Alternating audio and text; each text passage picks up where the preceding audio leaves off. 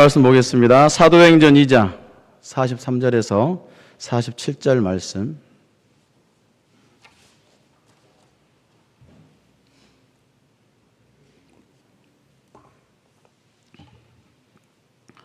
사도행전 2장 43절에서 47절 말씀입니다. 함께 한 목소리로 합독하겠습니다. 사람마다 두려워하는데 사도들로 말미암아 기사와 표적이 많이 나타나니 믿는 사람이 다 함께 있어 모든 물건을 서로 통용하고 또 재산과 소유를 팔아 각 사람의 필요를 따라 나눠주며 날마다 마음을 같이하여 성전에 모이기를 힘쓰고 집에서 떡을 떼며 기쁨과 순전한 마음으로 음식을 먹고 하나님을 찬미하며 온 백성에게 친송을 받으니 주께서 구원받는 사람들을 날마다 더하시니라. 아멘. 예수 그리스도의 죽음과 부활, 주님의 이 죽음과 부활은 제자들에게 있어서 그들의 삶을 완전히 바꾸어 놓은 사건입니다. 부활 이전에 제자들은 십자가 사건 앞에서 두려움밖에 없었습니다.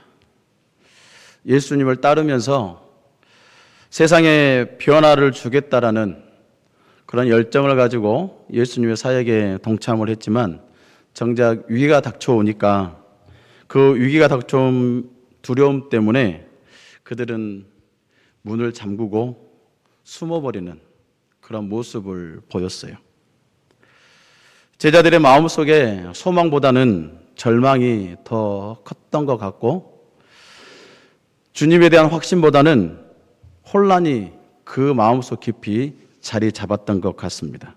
그러나 부활하신 주님을 이들이 만난 후 그리고 성령의 임재하신 후에 제자들의 인생은 완전히 달라졌죠. 죽음을 두려워했던 이 제자들이 이제는 죽음을 두려워하는 것이 아니라 두려움을 이겨내려고 하는 그런 모습. 어떤 위협 앞에서도 오직 복음을 전하겠다고 하는 그 열정을 가지고 자기 자신들이 변해갔던 그런 모습을 볼 수가 있습니다. 생명을 걸고 복음을 전하는 주의 사람들로 변했던 것이죠. 이 변화가 단순히 심리적인 변화가 아니라 우리가 잘 알고 있듯이 성령의 역사가 있었다라는 사실입니다. 성령께서 이 제자들을 새 사람으로 만드셨고 그리고 이 제자들로 통해서 새로운 공동체를 이루셨습니다. 성경은 이 변화에 그리고 이 변화가 단지 2000년 전에 있었던 제자들에게만 속한되어 있는 것이 아니고 지금 이 세대를 살아가고 있는 우리들에게도 동일하게 적용된다라는 사실을 우리가 이 땅 가운데 살아가는 우리가 잊어서는 안 된다라는 사실입니다. 예수님의 부활을 믿는 모든 사람들이 이 변화를 통해서 은혜를 경험해야 한다라는 거예요. 예수 그리스도의 십자가의 죽음과 그리고 그 십자가의 죽음의 후에 부활하신 주님을 만났던 제자들의 삶이 변화됐던 것처럼 지금 이 시대를 살아가고 있는 우리가 예수 그리스도를 구주로 영접하고 나의 하나님으로 고백하고 살아가는 우리의 삶에 이 변화의 기적이 우리의 삶 가운데도 있어야 한다라는 사실입니다. 주를 믿는 사람들의 삶이 주님을 믿는 그 사람들이 삶의 방향이 바뀌었어요. 그리고 그들의 가치관이 바뀌었고 그들의 관계가 바뀌었고 자기들의 존재 이유를 알았다라는 것입니다. 바뀌었다라는 것이죠. 그래서 교회는 예수님을 믿는 개인의 모임이 아니라 이렇게 변화된 사람들이 모여있는 새로운 공동체다라는 사실을 우리는 기억해야 돼요. 하나님의 나라를 이루어가는 공동체, 그것이 바로 곧 교회다라는 것입니다. 사도행전 2장은 오순절 강림 사건을 통해서 약 3,000명, 베드로와 설교하며 4,000명, 5,000명 그렇게 회심하고 세례를 받는 그런 기록이 되어 있습니다. 이것은 단순히 종교적인 그런 감정 그리고 일시적인 흥분이 아니었다라는 것입니다. 그들은 자신의 삶을 예수님께 온전히 내어 드렸다. 그리고 그런 삶을 살겠다라고 결정했던 사람들입니다. 그런 사람들이 모여서 공동체, 교회를 이루니까 그 모습은 이전에 그 어떤 종교에서 볼 수 없었던 생명력, 사랑으로 가득 찬 공동체가 되었다라는 것이죠. 그래서 사도행전을 기록한 누가는 이들의 삶을 보면서 예배, 교제, 나눔, 섬김, 그리고 하나님 나라의 능력이 임하는 삶을 살아가고 있다라는 그걸 이렇게 오늘 본문에서 묘사하고 있습니다. 초대교회 많은 사람들은 사도들의 가르침을 받았고 그리고 함께 모여서 떡을 떼었고 서로의 필요를 돌아보았습니다. 그러면서 하나님을 예배하고 찬양을 했다는 것이죠. 예수님을 향한 헌신이 그들의 일상과 관계를 완전히 바꾸어 놓았다는 사실입니다. 이처럼 초대교회는 우리가 성경에서 보듯이 로마로 인해서 고통과 고난, 핍박의 어려움이 있었습니다. 그러나 내적으로 봤을 때는 누구도 빼앗을 수 없는 예수 그리스도의 기쁨과 은혜가 그들의 삶을 지배했다라는 사실입니다. 그래서 그 어느 때보다 이 초대교회에서 왕성하게 피어나는 이 성도들의 모습을 보면 그 안에서 기쁨이 충만했고 성령이 충만했고 가장 행복한 모습이었다라고 얘기할 수가 있습니다. 왜 그러냐면 그들 안에 하나님의 나라가 임했기 때문에 그렇습니다. 하나님의 다스리심이 그들 가운데 실제로 나타났기 때문에 주님을 믿겠다라고 세례받고 교회로 찾아 나온 그들의 삶이 기쁨이 충만했고 성령이 충만했고 가장 행복한 모습이었다라는 거예요. 예수님께서는 하나님의 나라는 너희 안에 있다라고 말씀하셨죠. 하나님의 나라는 외적인 제도나 건물이 아니라 하나님이 다스리는 백성들 안에 형성되는 영적인 현실입니다. 초대교회는 하나님의 통치가 실제로 작동되어지고 있는 공동체라는 사실이에요. 하나님의 다스림의 그 질서가 이 초대교회 성도들 안에 그렇게 역사하고 있었고 그리고 그 다스림 속에 있다 보니까 이들의 삶에 그리고 살아가는 삶 가운데 힘들고 어려웠던 그 많은 것들이 치유되고 회복되는 역사가 나타났다는 것입니다. 그래서 교회 안에서 보니까 병든 자들이 치유가 되고 상처받았던 이들이 위로를 받고 죄인들이 용서받고 마음이 깨진 사람들이 마음의 회복이 나타나는 역사가 있었다는 거예요. 날마다 새로운 영혼이 구원을 받았고 그로 인해서 초대교회 공동체가 더욱더 강하게 세워졌다는 것입니다. 이렇게 단순한 교회가 모임이 아니라 어떤 종교적인 행사를 진행하는 그런 장소가 아니라 그 안에 하나님의 나라가 실제가 있었다라는 사실. 물론 우리가 성경을 보면 그 초대교회 성도들이 예수 믿었다고 해서 성령 받았다고 해서 온전하게 하나님과 같은 그런 사람이 되었다라고 얘기하지 않습니다. 성도들에게 있어서는 인간적인 약함도 있었어요. 그리고 그들에게는 부족함도 있었지만 하지만 하나님께서 그들을 중심 안에 계셨고 그들을 하나님의 통치를 받았기 때문에 하나님의 나라의 그 능력이 그들 삶 속에서 체험할 수가 있었다라는 사실입니다.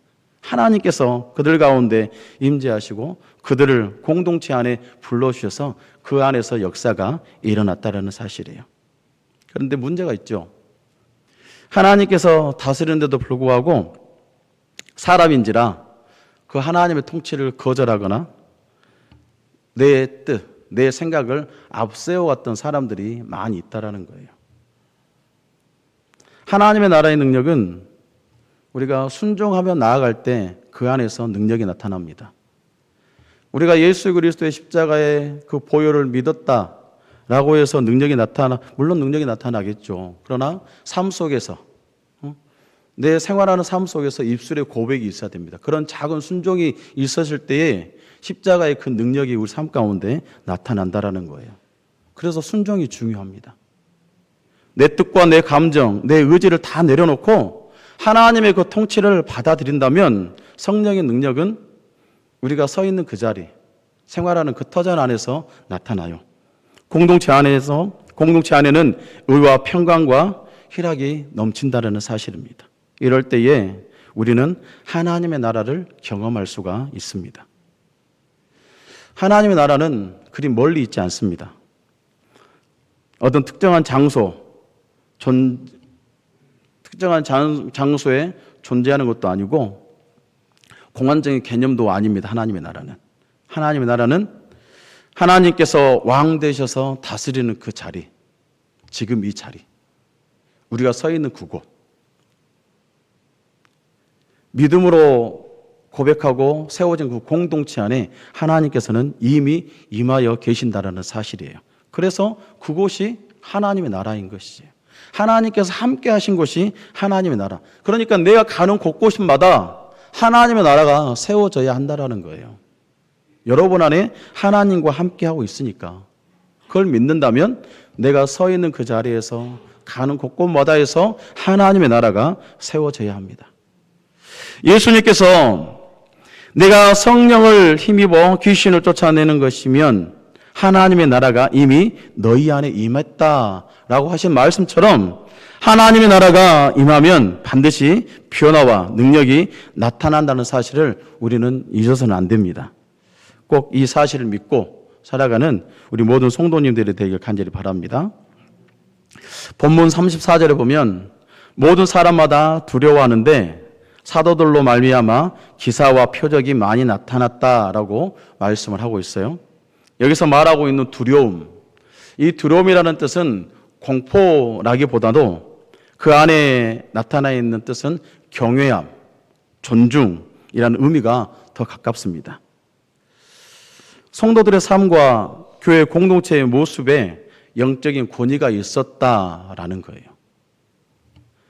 사람들이 봤을 때, 교회를 바라봤을 때 두려움이라는 이 표현이 교회를 보면서 공포를 느낀 것이 아니라 교회를 보면서 그 안에 있는 성도들을 보면서 경외하고 존경심이 있었다라는 것입니다. 비록 세상적으로 가진 것이 없습니다. 있는 것도 없고 힘도 없지만 초대교회 성도들의 삶에는 하나님이 함께 하시는 표적이 있었고 그들의 말과 행동에는 성령의 능력이 나타났습니다. 그래서 세상 사람들이 교회를 무시할 수가 없었어요. 오늘 우리 무등교회도 이런 하나님의 나라의 통치가 임하여 치유와 회복의 역사가 나타나기를 간절히 소망합니다. 상처받은 이들이 치료받고 무너져 나갔던 그 가정이 다시 일어서고 삶의 방향을 잃었던 사람들이 말씀 속에서 다시 길을 찾고 사랑과 섬김이 넘치는 우리 무등교회가 되기를 간절히 바랍니다. 자, 그럼 이렇게 살아가고 있는 이 초대교회 성도들이 날마다 마음을 같이 해서 모이는데 그 공동체가 어떤 모습이었을까 보게 되면 믿는 사람들이 함께하는 공동체, 하나 되는 공동체였다라는 거예요. 하나가 되는 공동체. 44절 말씀 읽어볼까요? 44절입니다. 시작. 믿는 사람이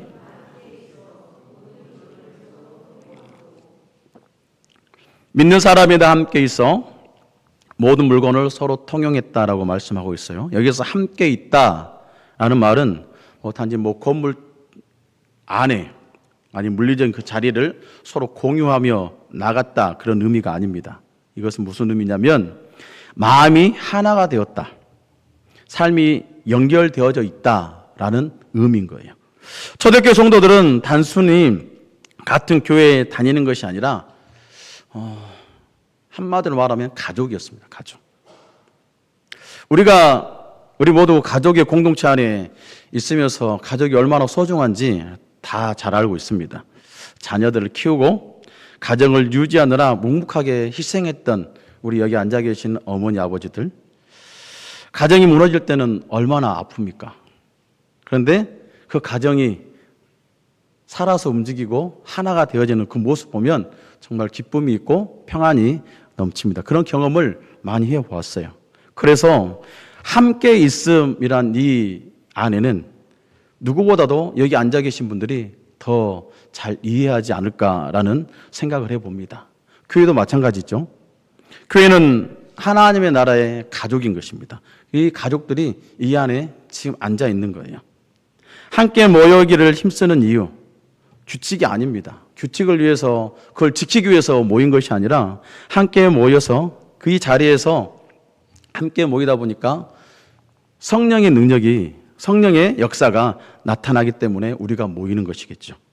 초대교회 성도들도 마찬가지입니다. 날마다 마음을 같이 해서 성전에 모이기를 힘썼다라고 말씀하고 있어요. 그들이 모여서 성전에 모여 세례를 받았다고 해서 삶이 변화됐다고 해서 교회에 모이는 것 의무가 아니었습니다. 의무적으로 나온 것이 아니었어요. 그들이 교회에 나올 수 있었던 것은 뭐냐면 기쁨이 넘쳤기 때문에, 그리고 성도들을 그 안에서 기다리는 마음이 있었기 때문에 그 시간을 기다렸던 거예요. 그리고 성도들 같이 모이니까 은혜가 넘쳤기 때문에 초대교회 성도들이 교회에 모였던 것입니다. 은혜의 통로가 있었습니다. 오늘 우리가 살아가면서 바쁘다는 이유 때문에 얼마나 모이기를 소홀히 합니까? 육신의 피곤해서 이런저런 이유 때문에 예배 자리에 나오지 못할 때가 많이 있죠. 그러나 우리 하나님은 우리의 몸의 상황보다도 우리 하나님께서는 마음의 방향을 보신다라는 것입니다. 몸이 힘들어도 마음이 하나님을 예배하는 자리에 있다면, 그 사모함이 있다면 하나님은 그 마음을 바라보시고 기뻐하신다는 사실을 우리는 기억해야 됩니다.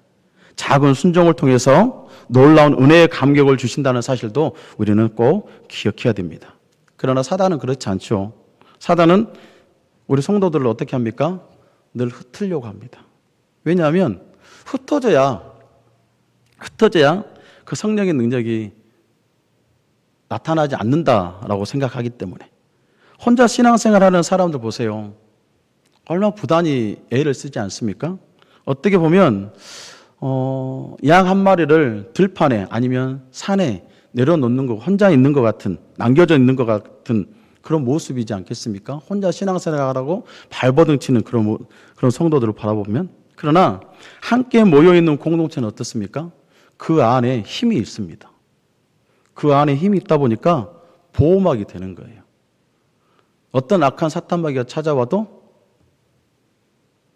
그 보호막이 있다 보니까 보호해주고 감싸주는 그런 능력이 있어요. 그래서 공동체가 모이면 성도들 지켜주는 울타리가 된다라는 거예요.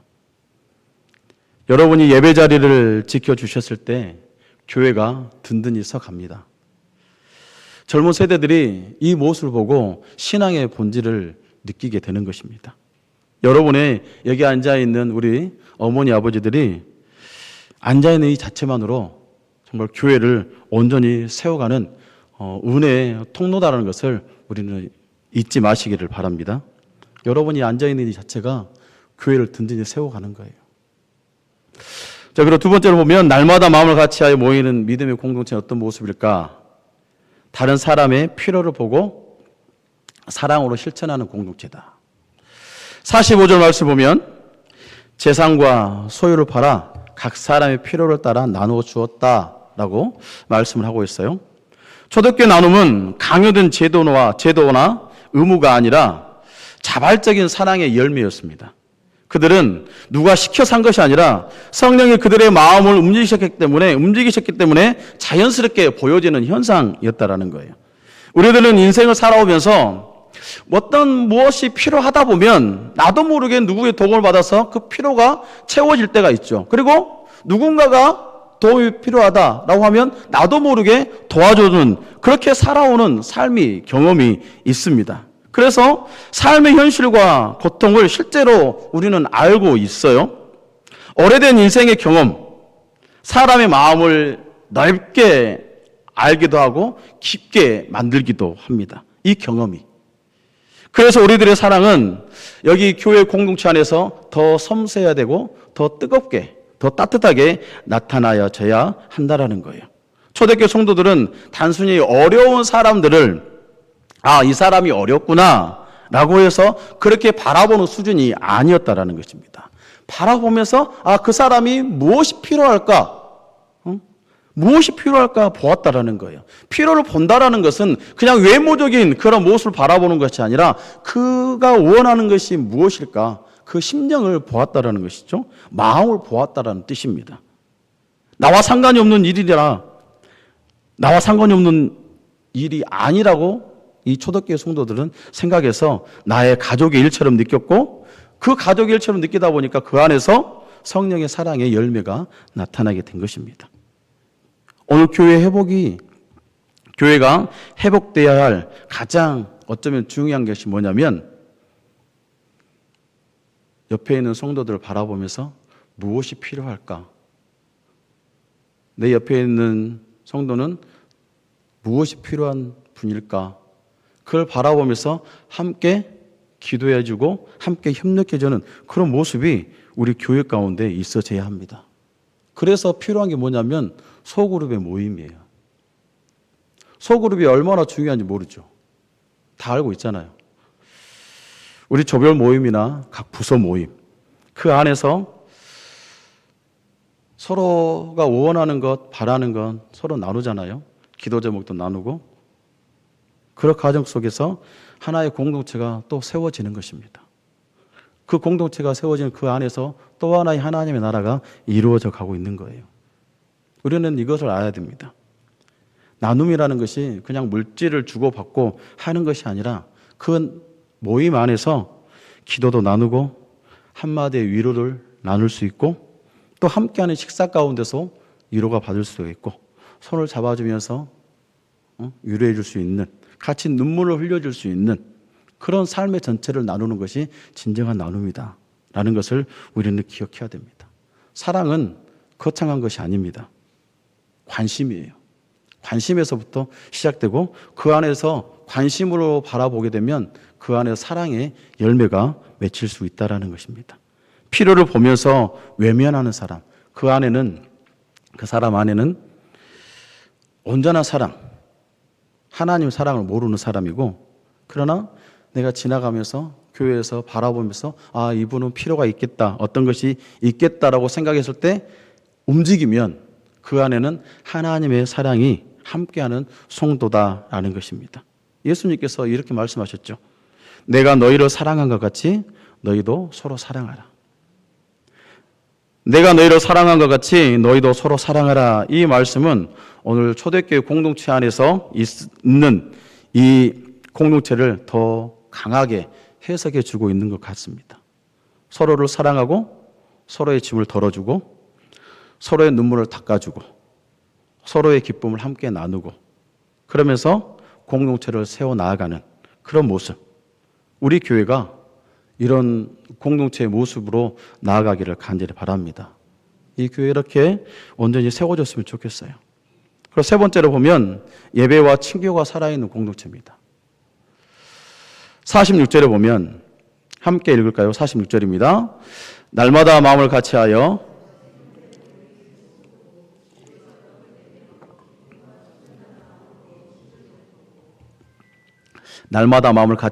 성전에 모이기를 힘쓰고 집에서 떡을 떼며 기쁨과 순전한 마음으로 음식을 먹고 라고 말씀을 하고 있죠. 초대교회 공동체 안에 두 종류의 모임이 있었습니다. 첫 번째 모임은 성전에서 예배하는 예배 모임이에요. 예배는 우리가 다 알고 있듯이 하나님과의 관계의 만남이죠. 성령의 임재하는 그 자리에 함께 모여서 하나님을 만나는 귀한 시간. 이런 말이 있어요. 아실지는 모르겠지만 예배에 성공하면 인생에 성공한다. 그러나 예배에 실패하면 인생은 똑똑하게 실패한다. 그러니까 예배 자리에 나와서 하나님을 만나고 하나님을 예배하는 그런 모습이 있어야 된다는 것이죠. 우리는 그동안 예배를 통해서 수많은 위기 속에서 하나님의 음성을 듣고 그러면서 하나님께서 주시는 은혜도 받고 삶의 방향을 잘 잡아왔습니다. 그래서 우리가 하루하루를 살아가고 있어요. 예배는 단순히 예식이 아니라는 것, 그 안에 하나님께서 함께 하시는 생명이 있다는 것. 그러니까 예배 모임이 너무나 중요합니다. 두 번째는 뭐냐면 예배에서 떡을 떼는 교제의 모임이에요. 뭐 어떤 피상적인 그런 만남이 아닙니다.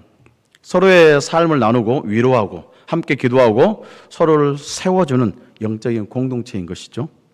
초대교회 교제는 단순한 뭐 식사 자리가 아니라 그 안에서 삶을 나누는 자리, 하나님의 사랑의 그런 관계 안에서 경험하는 그런 자리였다라는 것이에요. 교제는 영적인 면역력이라고 합니다.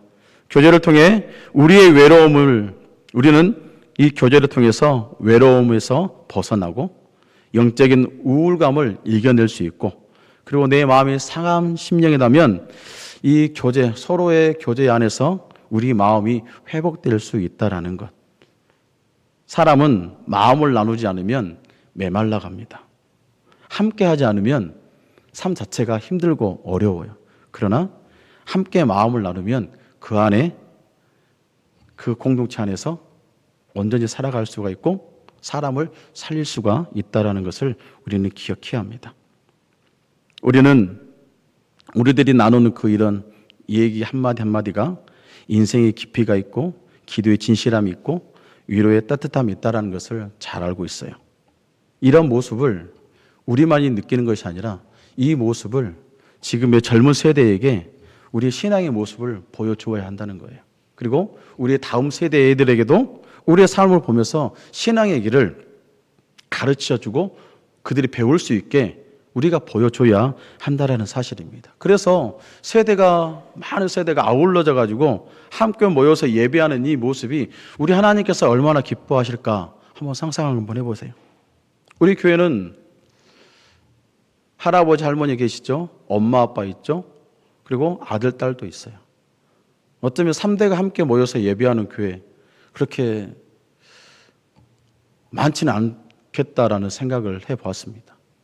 이 모습을 바라보면서 우리 아이들이 믿음과 신앙과 그런 모습을 잘 배워나가서 언제나 신앙의 대를 이어갈 수 있는 그런 모습, 그런 아름다운 교회를 세워나갈 수 있는 우리 모두가 되기를 간절히 바랍니다. 날마다 마음을 같이하여 모이면 하나님의 나라가 이루어진다라는 사실을 우리는 기억해야 합니다. 오늘 본문은 우리에게 교회가 무엇인지 분명하게 가르쳐 줍니다. 교회는 건물이 아닙니다. 하나님께 다스림을 받은 성도들이 모여 이루는 하나님 나라의 공동체입니다. 그 공동체는 나가 아니라 우리라는 사실, 혼자가 아니라 함께라는 것입니다. 우리들은 이 무등교회 공동체의 기둥들이라는 것을 기억하십시오. 오랜 세월 동안 교회를 지켜오셨고 기도와 섬김으로 교회를 바로 세워왔습니다. 하나님께서는 여러분의 신앙과 여러분의 현실을 통해서 교회를 세워나가는 이 모습 보면서 얼마나 기뻐하실까 말씀을 생각하면서 묵상해 보았어요.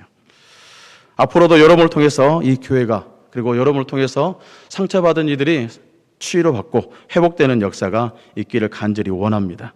우리가 함께 모이고 서로 돌봐주고 사랑을 실천하고 예배가 회복하면 하나님의 나라는 우리 가운데 더욱 분명하게 나타난다는 사실을 꼭 기억하시기를 바랍니다.